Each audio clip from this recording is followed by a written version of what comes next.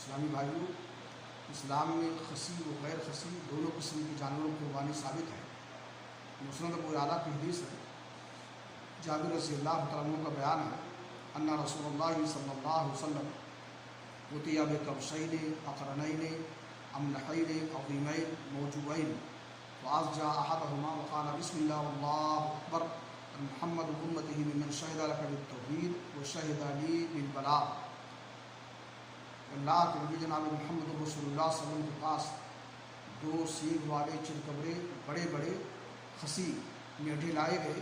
ان دونوں میں سے ایک کو اللہ کے رسول نے لٹایا اور اس کے بعد کہا بسم اللہ اللہ اکبر، اے اللہ تعالیٰ تو اسے قبول فرما لے محمد کی طرف سے اور اس کی امت کی طرف سے جنہوں نے تیری توحید کی گواہی دی ہے اور میرے لیے پیغام الہی پہنچانے کی شہادت دی ہے۔ اس حدیث سے معلوم ہوا کہ خصی جانور کی قربانی جائز ہے اور ثابت ہے۔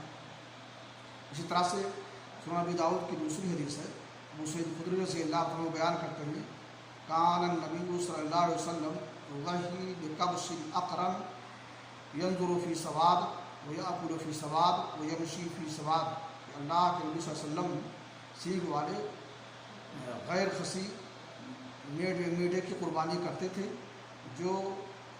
جس کی آنکھ کالی ہوتی تھی اور جس کا منہ کالا ہوتا تھا اور جس کے ہاتھ پیر بھی کالے ہوتے تھے۔